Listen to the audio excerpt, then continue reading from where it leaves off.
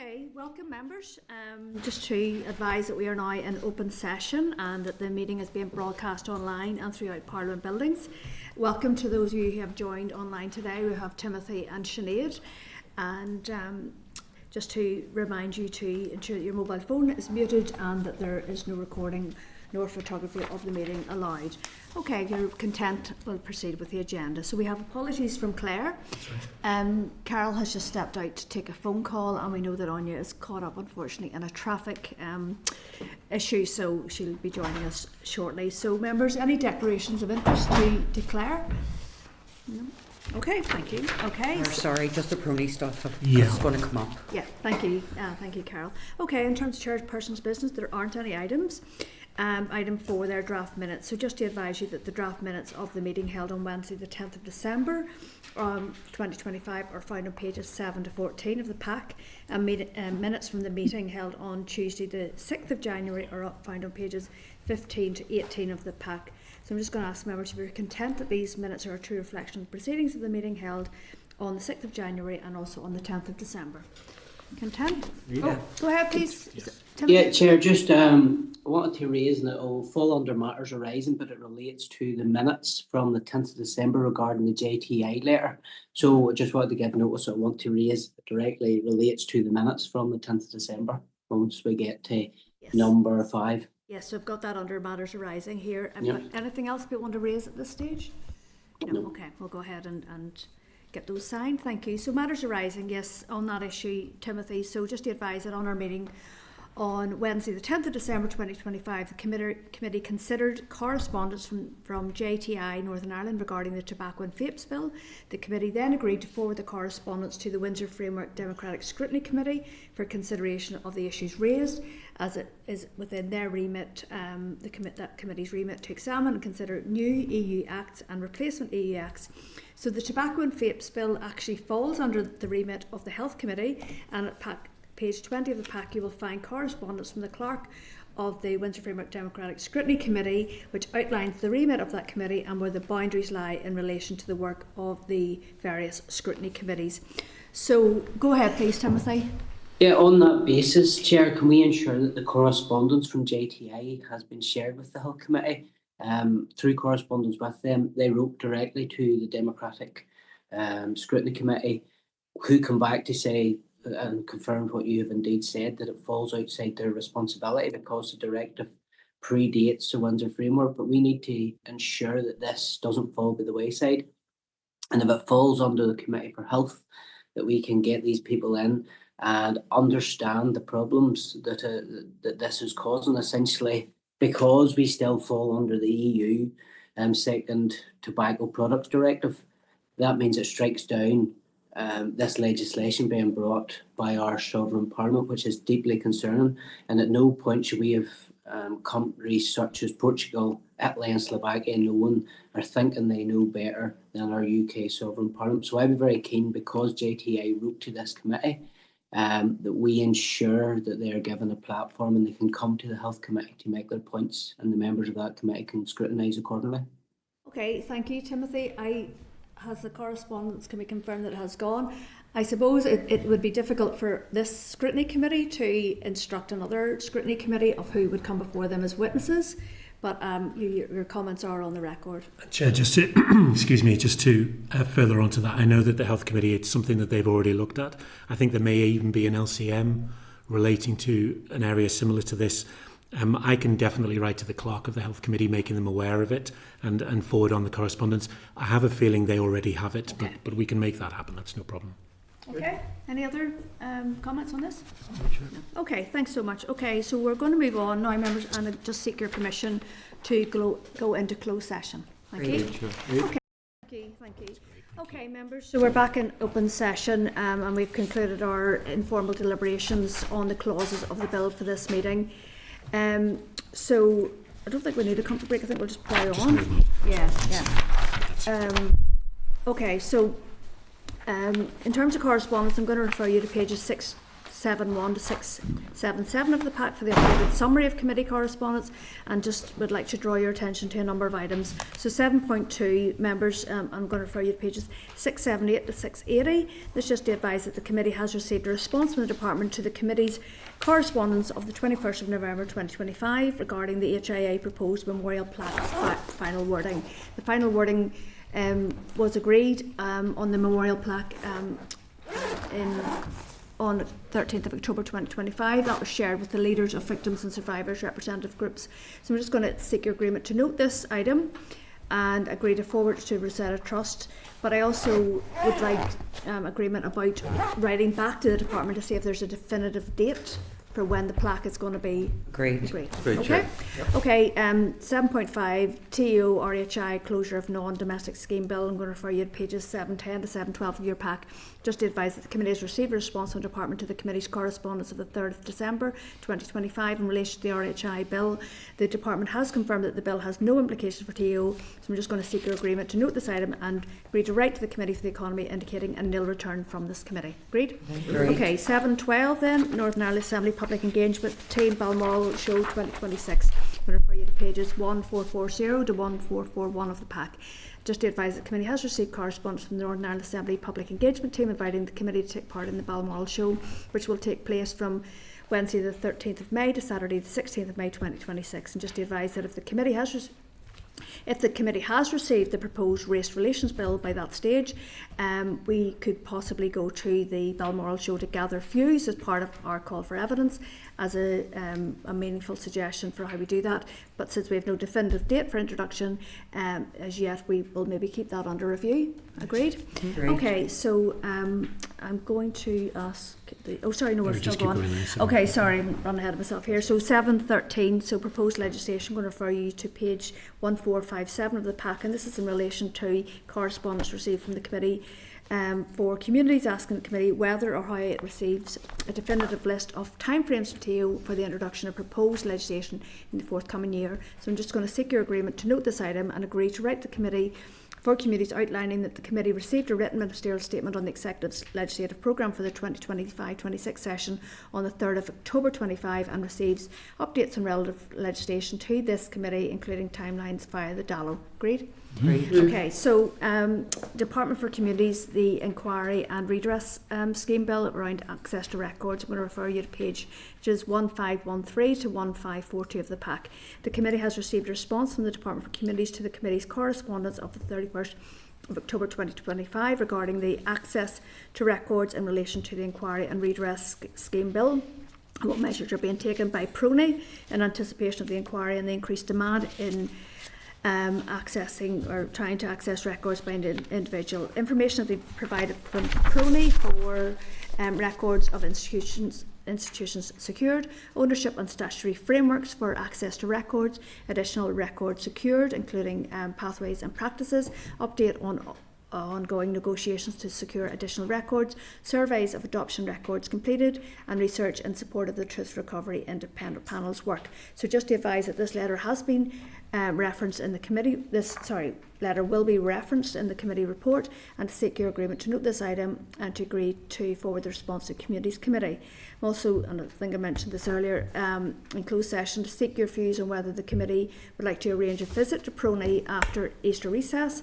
This visit may also assist the committee when it comes to scrutinising the regulations and delegated legislation in relation to the Inquiry and Redress Bill that will flow in the months ahead. Agreed? Great. Okay, thank you. So 7.19, an individual in regards to Education Authority funding, and I'm going to refer you to page 1543. Chair, could I go back to 7.18? Yes, And it's on page 1518. yes. It's in relation to Bernardo's have not permitted PRONI to digitise its records. Oh, Was there a reason for that? yeah, sorry, I missed that. No, we weren't given the correspondence is all we've had, so that we don't know a reason for that at this We stage. write to Bernardo's? Yes. If we can, just to ask. Yeah, no, I mean, it may be in such a delicate state or whatever, but it just jumped out at me when I was reading it. okay. Thank you. I suppose they were one of the institutions that did come forward around the HIA redress payment, so I think they'll probably probably be some reason. Okay, so moving on then, page 1543, the committee has received correspondence from an individual regarding a perceived conflict of interest by the Deputy First Minister, just to seek your agreement to note this item and agree to respond to the individual, informing them that any ministerial conflicts of interest are a matter for the Assembly's Standards Commissioner, who would investigate complaints of this nature under the Ministerial Code of Conduct. Agreed? Great. Thank you, Chair, but I just want to make the point for the record that my view is if the Deputy First Minister was a man and the head of the EA was a woman, I don't think we'd get the same thing, and be under the anticipation that just because the Deputy First Minister is married to someone that she would be under their influence or direction, I think is a slur against the Deputy First Minister. Secondly, the EA does not control all of the budget of the education system. That falls within the remit of the Department for Education and not the EA, so their email is factually incorrect as well, so I just want to put that on the record. Okay, thank you. Okay, moving on then. So 7.24, Newry and Warren District Council proposed redevelopment of the Marianvale site. I'm going to refer you to pages 1568 to 1571 of your pack. Just to advise that the committee has received a response from the Newry and Warren District Council to the committee's correspondence of the 31st of October 2025 in relation to the proposed redevelopment of the Marianvale site. The Council received on the 3rd of September 2025 a proposal of application notice for a proposed cross-border mixed-use logistics and business hub on lands north of 128 Armagh Road in Newry. At this stage, the committee has not received, the Council has not received a formal planning application for this proposal. So I'm going to ask your agreement to note this item for now and agree to write to the Council to ask if they could keep the committee updated should a formal planning application be received. Great. Okay, thank you. So 7. Chair. Sorry, go ahead. Just on that, is it within the committee's remit at this stage to share the correspondence we received and submit that to the developer as part of the plan? I understand, and you're quite right what you've said, that the council can't take on board because it is a plan instead of an application they've received. But I think there's a duty on us to highlight it to the developer that there is concerns that have been shared with this committee. Is there a way that we could collate that? Because I think that's a good suggestion. Mm-hmm. So, sorry. Yeah, to the potential applicant. Yes. Yeah. So, sorry. Is it the correspondence that the committee has had with the Yes. council? No. The Sorry. correspondence we received from individuals who were concerned about the potential redevelopment of the site. Yeah. Before we did that, we would just need to check with that individual that they would be happy for us to do that because they have written to us and not to the Okay, council. fair But enough. we can do that certainly. Is it not the other way around? Are we not, is Timothy not suggesting that the individuals who wrote to us about Marianvale, that all we do is share the council? Oh, I see. I'm sorry. No, isn't that what you're asking? No, I think No, he's- what I'm asking is the committee, so the correspondence we have received, and there's any issue with GDPR, all we have to take is the information that's been shared with us and ensure that that has been submitted to the developer as part of their plan. And then it's up to them to address them coming forward. I think it would hold more weight coming from this committee. And we can always say we have done what we can. The information's been shared with us. We have put it in and submitted it as part of their pre-application notice. Here, Chair, I'm not, oh, sorry, Timothy, I misunderstood. I have no issue sharing it with people who raised the concern about the destruction of Marianvale. But anything to do with developers should be with the planning authority, not ourselves. That's my view. But as part of the plan, that's what essentially they're asking. It's open consultation for people to come forward and give their views on it. This committee has been furnished with concerns, and I believe that we should then ensure that them concerns have been passed to the developer as part of the plan. We're not, stepping outside any other remit on this is what a pre-application notice is.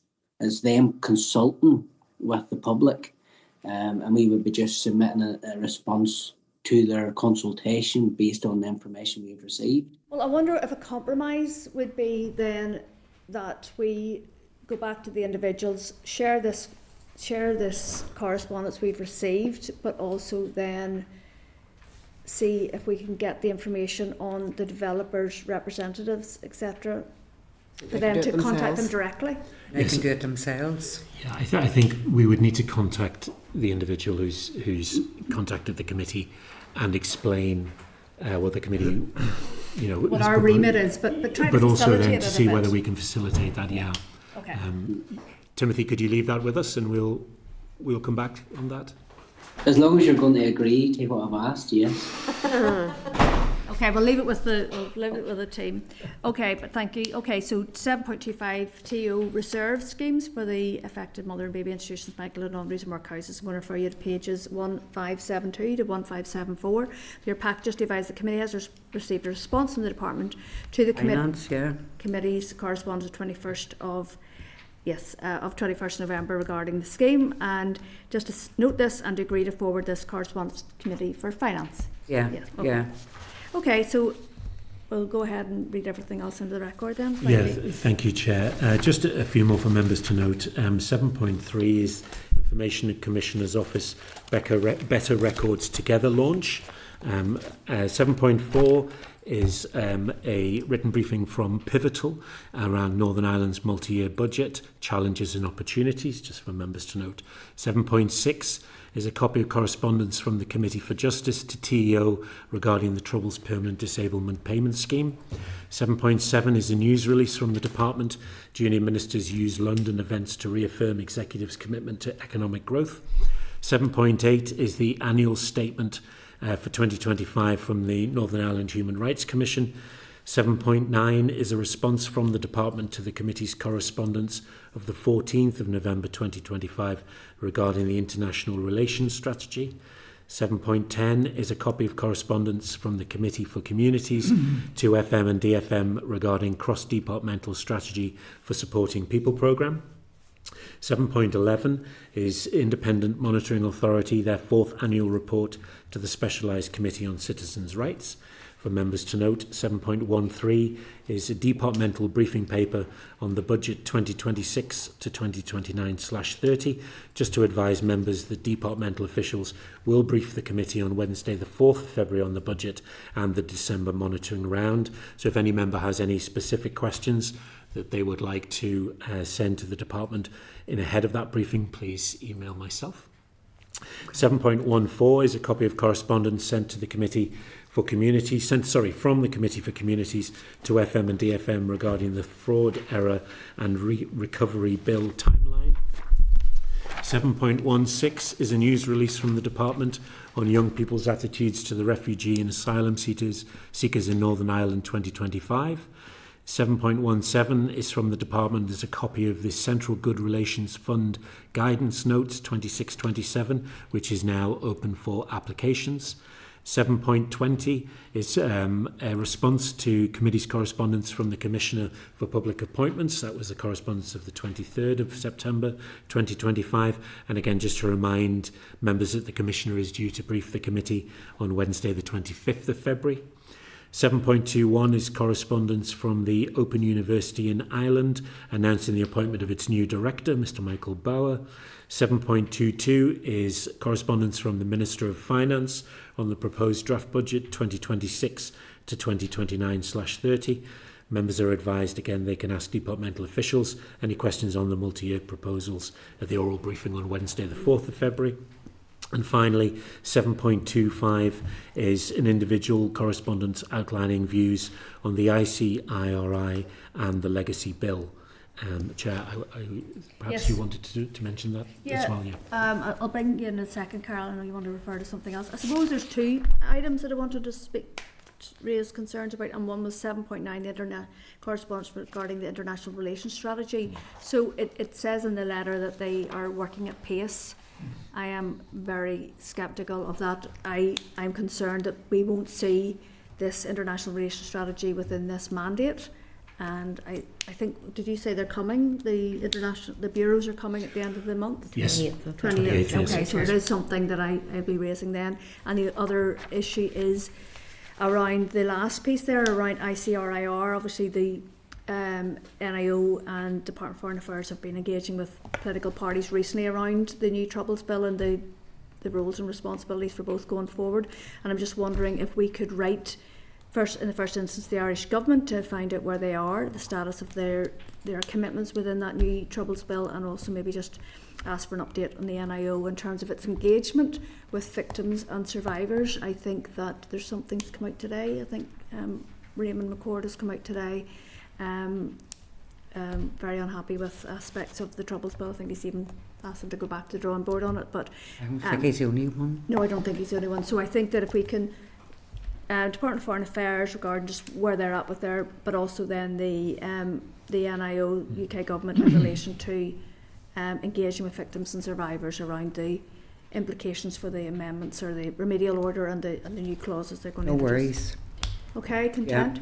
Carol, do you something else you want to do, raise? Oh, I'm fine. Is that okay? Yeah, Okay. yeah. Anybody else want to discuss anything under? ICIR, it's Okay. covered, yeah. Okay. Okay, content to move on? Yeah. Okay, item 8, draft forward work programme, pages 1576 to 1578 of your pack, and I'm going to ask the Assistant Clerk to go through changes to the forward work programme. Thank you, Chair. So it's just one update, and it's to say that the briefing with the First and Deputy First Minister has been rescheduled for the meeting to take place on the 4th of February. Okay, thank you. Everybody else content? Okay, any other business members? No. No. Okay, thank you. So the date, time and place of the next meeting is next Monday on the 19th of January, and it's in 10 a.m. in this room 30, and it's to do the formal clause by clause scrutiny. Thank you. Brilliant, thank you. The meeting's adjourned. Thank you.